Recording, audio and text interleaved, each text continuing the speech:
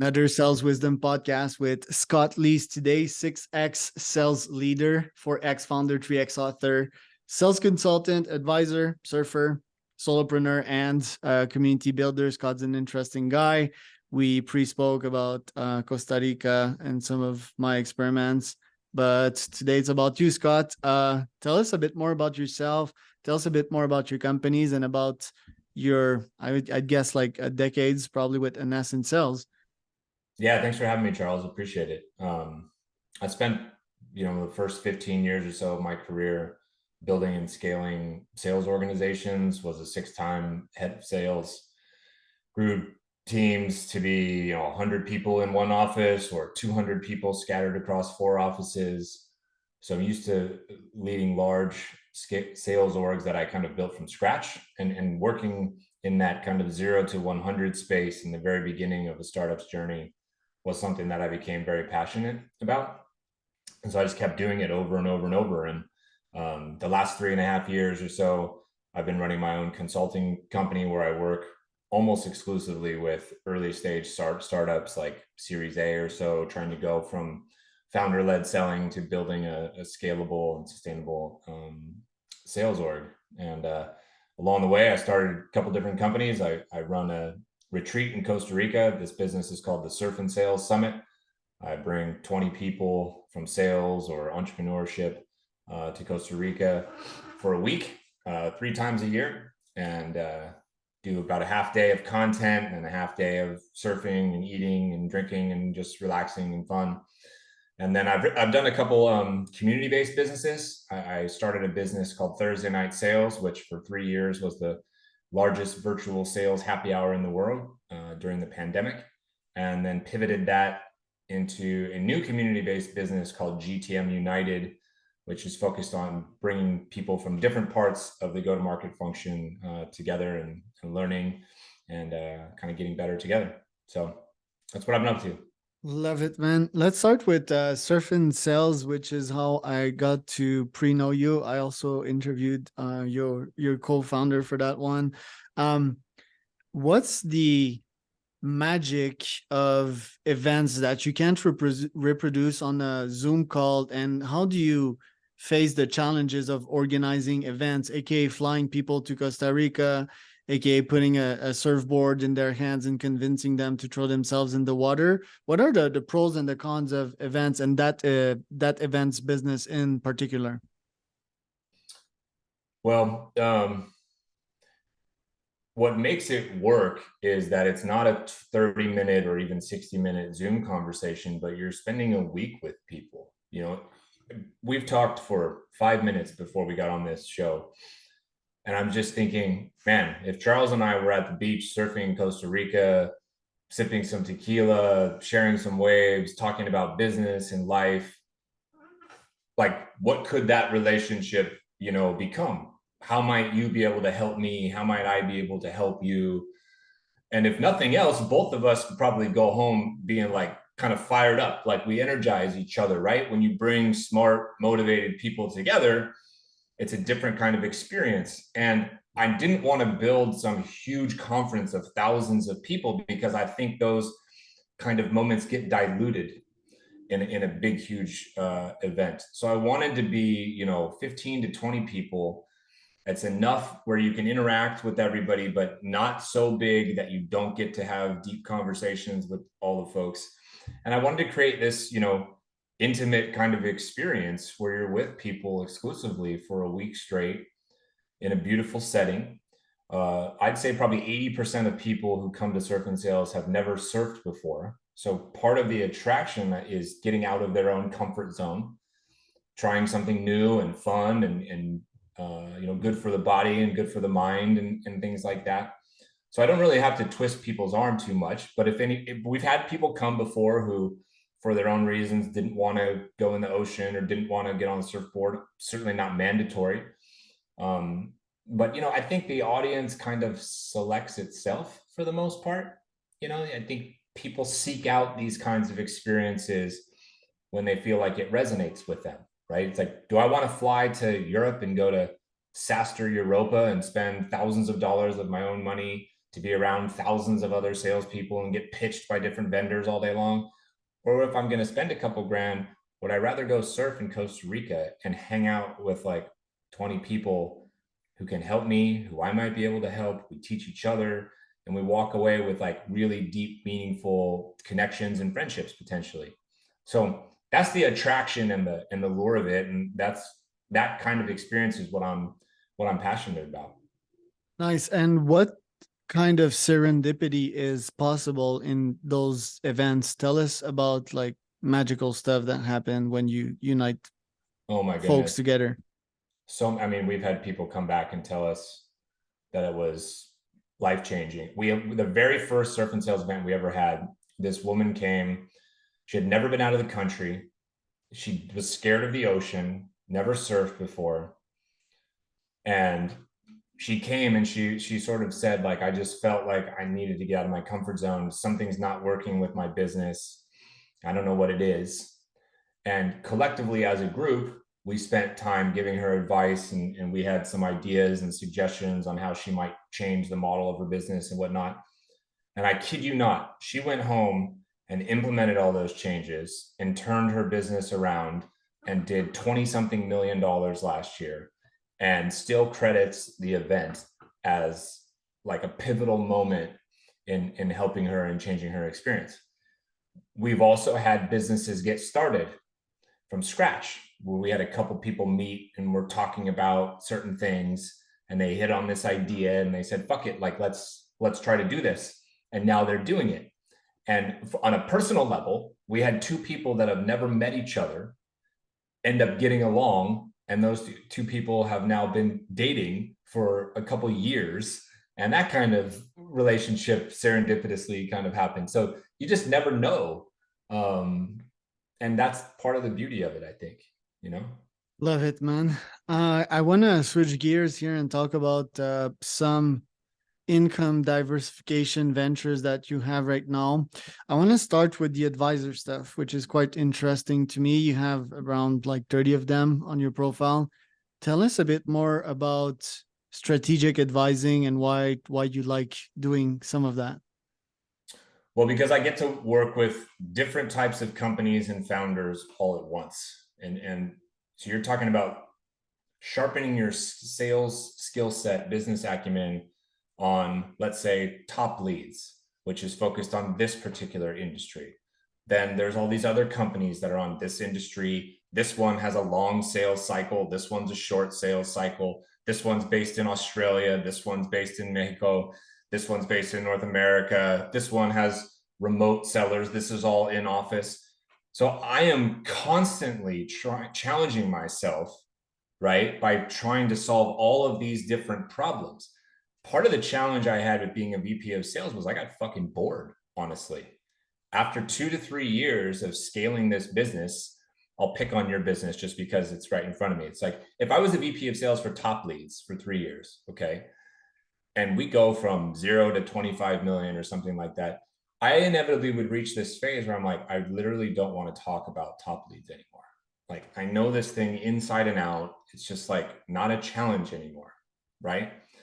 So I need to scratch the itch and like try something different. I don't get that feeling with what I do now because I get to work with so many different types of companies and products and things like that, right? And that to me is very, very motivating, you know. So that's And part of also the cross pollination of it all, right? Like having insights that you can share from one startup to the other. yeah. That's also very powerful. What's the dealio here? Do you take like shares of the company? Do they pay you? Like, how can I get rich off that?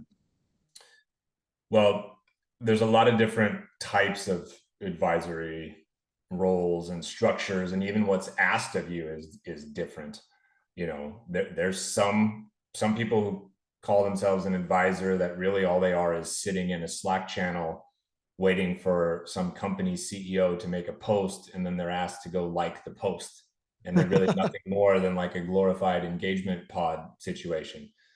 Then there's other people like myself who do advisory roles where I'm working with you for 6 months in a consulting capacity, and I'm helping you figure out your go-to-market strategy for top leads. we're building top lead sales playbook. We're building top lead sales operations processes. I'm helping you train and mentor like team members that you have right now. If you have recruiting needs, I'm helping supplement those needs. I'm building a partner program for you. I'm building an upsell and customer success playbook for you. That's a very different gig, right? And so those gigs pay and pay very well.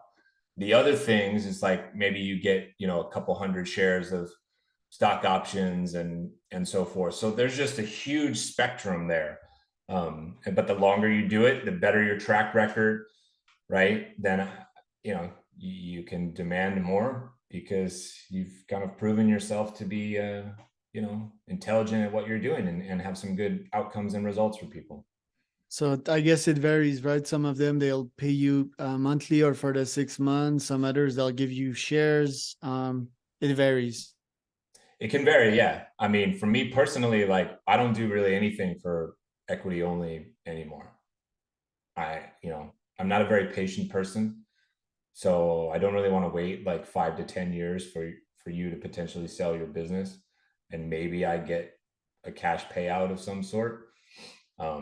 And the odds of that cash payout being extremely valuable are very, very small. So I'm essentially just like giving you free advice with like a lottery ticket. Like maybe I'll get paid one day. I don't need that in my life, right? Right. I know the value that I provide, and so for me, like cash is king for what I do. And are these inbound? Because I guess if they come to you, then yeah, you have way more negotiation power. Yeah, I've actually been blessed, and I've never had to do outbound, in my consulting business, right? And that's one of the benefits of spending almost 20 years in sales leadership and scaling a few companies and having some exits and building a brand for myself is, people have found me either through LinkedIn or through referrals or, relationships and this type of thing. So they come to me, they know they have a need. And so I tell people what I do and here's how I can help and here's what I charge. And if it makes sense for you, great. And if not, no worries. What about podcasting? You've been and you're still being invited to various pods. I believe you've also did your own pod. Like, what are your thoughts on that sort of content? I think it's a great way to create not just content for yourself, but exposure to different audiences. You and I don't know each other. This is the first time that we've ever had a chat. Your audience could be completely different than mine. And so the people that this podcast reaches, they might be like, who's this Scott guy? I've never heard of him before. Right. And maybe they, follow me on LinkedIn, and then maybe they learn more about surf and sales, and maybe they come to surf and sales one day, and maybe they start a business one day, and maybe they then become a consulting client of mine one day. You never know. I kind of believe that you never know who you can help and who can help you. So I tend to say yes to virtually every single podcast request that I get because I think it's a good use of my time. I like helping people. I like getting helped, and you just never know what can happen. It's the same reason I host my own podcast. Is I like to have interesting conversations with smart, creative, successful people, and just try to add value to people's lives. And in the hope that one day something that I'm doing is interesting and appealing to them, and then maybe that's the payoff, right? Right, great way to connect as well. Great way to grow your brain if the host is asking great questions. And yeah, I'm getting better and better at asking questions. How do you get your guests on your pod? Do you do outbound for that, or do they all come to you? Or do you have someone to I do manage not. it? So I do not have anyone. I'm a little bit unique in that I don't outsource really any of my work. I don't have a VA or anything like this. I'm like a one-man band. Now I do have a partner, Richard Harris, in Surf and Sales and on the podcast. So the two of us know a lot of people. We've got almost 200,000 followers combined between the two of us. So people will ask us to come on the podcast. We'll have relationships and realize, how the heck have we never had Charles on the podcast before? So we'll invite you to the show. I guess that is outbound, but I'm not really outbounding strangers. I'm just messaging people that I've known for a while and saying, hey, I don't know, you've never been on the podcast. Is that something that you'd want to do? So we don't really have challenges getting guests on. I think right now, if I sent you the booking link, it's booked until September. It's early June right now. Oh, and we do a lot of shows. The very first year we did 200 podcast episodes in 1 year. And the second year we did 100. And last year we did 50 something. And we'll do about 50 something again this year. So we started off at this like insane pace and then kind of have tapered off to, about one a week or so. Same advice that I give, start your funnel high and wide, because I think initially what you need, just like anything in life, is experience. It's quantity and speed, and go 1% quality better on a daily basis. Let it compound to 365% on a yearly basis, and you grow off that. Even if the guests are not too good, I've had that. And I think it also forces me, just like sales calls, right, to up my game and up my EQ when I'm with people that do not provide a lot of value. Then I can work harder and be more patient in the process and really try to extract value out of someone that does not know how to communicate or straight up does not have the experience. So good. I don't know if you've experienced this before, but we've had a couple episodes where we thought this one wasn't so great for whatever reason. And we get messages from people that are like, hey, that episode with so-and-so was really cool. And we kind of scratch our heads and go, okay, I don't know what happened, but I'm glad you feel that way. Yeah. Right? Yeah, I had that also. I also had these episodes in which I interviewed legends, and I think I did a horrible job as an interviewer. Listening to the pod afterwards, I'm like, okay, I wasn't that bad. Maybe I over dramatized thing that day because I was in X or Y state. I think the state is quite very much important, and I still publish them even if I think I was a very bad interviewer and I was nervous and so forth, just to get feedback from people and see what they think. I've also had these very fucking good podcasts in which people told me that I was horrible for whatever reason. So yeah, like humans and brains, they all have different judgments, right? Yeah. Hi. You never know. You never know. But it's worth Podcasting. doing. But I think it's worth doing. And it can create relationships. It can create top of funnel like leads and business and opportunities for you. So It's one of the most underrated channels out there. Another good one that I'd love to get your thoughts on, and I've been trying to crack for quite a while without much success. And let's take the last minute talk about that. Is newsletters. I saw your newsletter.